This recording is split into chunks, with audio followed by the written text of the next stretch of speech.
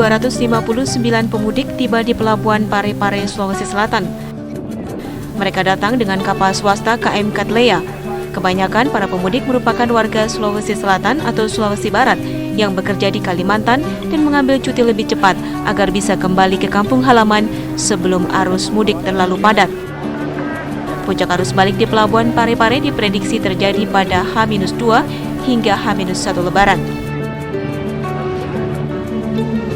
Terminal 1 Bandara Soekarno-Hatta mulai dipadati para pemudik. Antrian penumpang terjadi sejak pemeriksaan dokumen di pintu masuk keberangkatan.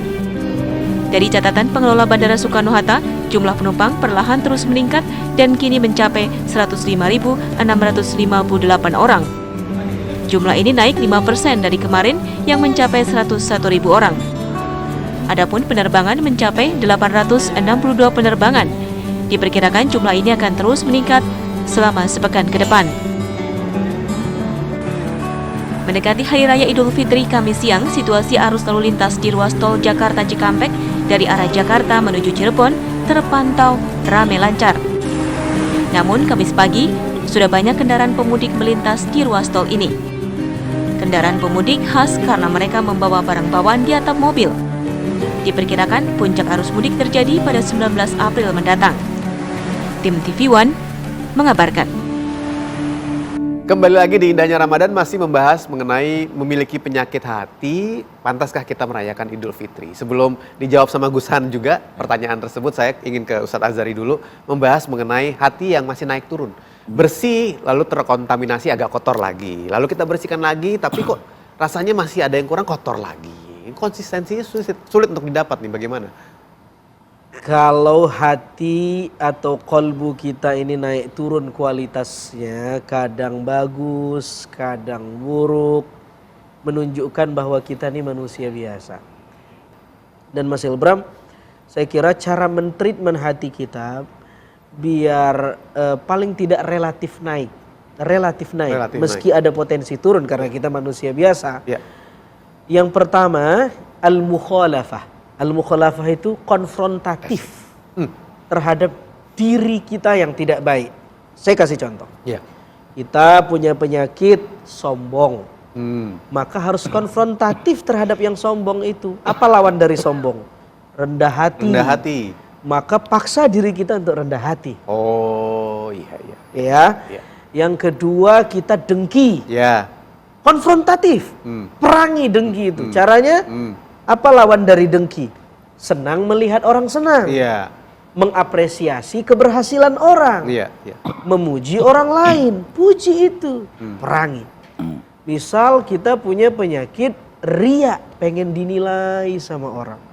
Maka konfrontatif. Saya pokoknya hari ini beramal bodoh amat, dipuji, dicaci orang.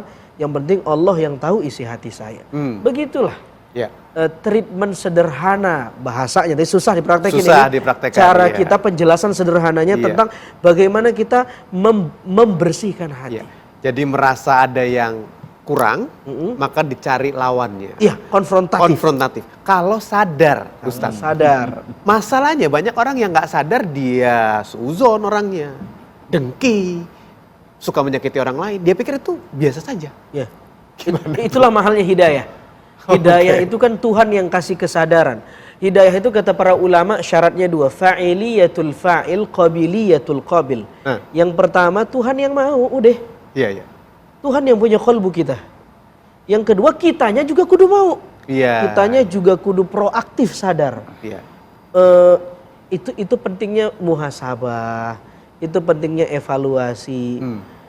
Kalau kita nggak bisa nerima nasihat, wah ini ribet. Sawaun alaihim a'anzartahum am lam tunzirhum. Kamu siram gak siram dia gak tumbuh. Kamu nasehatin tidak nasehatin sama aja. Itu yang kata Mas Ilbram. Dikasih tahu gak dikasih tahu dia gak sadar-sadar karena sudah mayit.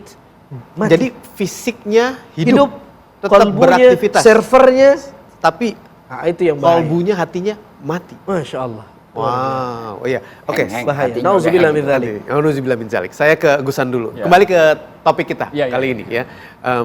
Memiliki masalah atau penyakit hati, pantaskah atau bisakah kita merayakan Idul Fitri? Kalau Gusan melihat bagaimana? Idul Fitri itu kan untuk semuanya. Wong yang nggak puasa aja bisa merayakan. ya kan?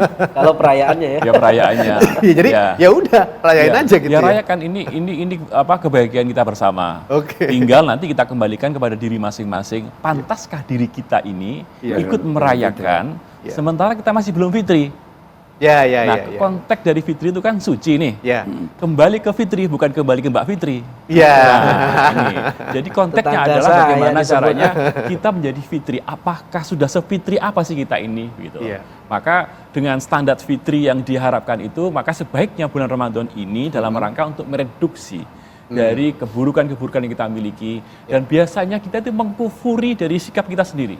Gimana tuh? Yang membuat kita susah untuk berbuat baik dan juga menjadi baik adalah ketika kita mengkufuri dari apa yang telah kita lakukan, kejelekan-kejelekan kita. Kufur nikmat dan mengkufuri segala sesuatu yang telah kita lakukan. Kita nggak merasa kalau Nggak kita merasa, ujub. ya. Kita nggak merasa kalau diri kita ini pelit. Ya. Kita nggak merasa bahwa kalau kita ini narsis. Ya. Kita nggak merasa kalau kita ini melakukan sesuatu yang tidak diperbolehkan oleh agama. Ya. Ketika orang lain mengatakan bahwa kita seperti itu, kita denial. Ya, ya. Nah, itulah yang membuat hati kita nggak akan bisa masuk nur di dalam diri kita. Ya. Kiai, Jadi merasa itu perlu. merasa itu perlu, iya. Untuk supaya jadi orang yang atau punya kemampuan untuk merasa apabila ada yang tidak benar. Ada radarnya nih kalau kita Iya. salah. Qad Bagaimana? aflaha man tazakka wa dzakara isma rabbih fasalla bal tu'thirunal hayatad dunya wal akhiratu khairu wa abqa. Terjemahin. Inna hadza la fis suhufil ula suhufi Ibrahim wa Musa. Kepanjangan. Artinya langkah dan upaya itu sudah ada lebih dulu sebelum ajaran baginda Rasul Nabi kita Muhammad sallallahu alaihi wasallam. Itu di ujung itu ayat inna hadzal fi suhufil ula. Jadi citra manusia menjadi manusia fitri, Iya. manusia bersih bukan di era zaman kita aja, zaman Rasul, zaman kita nih umatnya. Tapi di zaman Nabi Allah Ibrahim itu sudah orang menantikan bagaimana orang itu fitri, bagaimana tuh orang itu memiliki fitrah yang baik. Pertama Pak, dibersihkan dulu. Qad aflaha man tazakka. Apa arti tazakka? Tazakka artinya dibersihkan, zahirah wa batinnya. Mampu dia bersihkan. Makanya tadi saya katakan, sumbernya dulu kita yang keladinya kita hilangin. Si hasud akan hilang kalau yang namanya cinta dunia kita udah hilang. Iya. Si dengki akan hilang kalau cinta dunia kita hilang. Si ria akan hilang kalau yang namanya cinta dunia udah hilang. Bagaimana tuh hasud, ria, takabur mau ada dalam diri kita, mau hilang dari diri kita kalau cinta dunia masih ada di dalam diri kita. Ya. Hei manusia-manusia yang hidup di dalam dunia ini, duniamu cuma sekedar segenggam ujung jari yang kau miliki, itu pun lebih kecil di mata Allah. Nggak ada apa-apanya. Allah lebih segala-galanya. Ya. Ghaniyun hamid. Iya. Maka hilangi rasa dulu cinta dunia. Jangan pernah dunia itu rasa kita miliki. Dunia itu cuma sekedar titipan, anugerah dari Allah. Kalau itu kita sudah ada dan bisa melekat dalam diri kita, hilang sakit hati kita semua. Penyakit hatinya sembuh. Penyakit hatinya sembuh. Ya, Rasa kembali. Oh, makanya latihan Ramadan ini latihan fisik, latihan hati. Iya, iya, iya.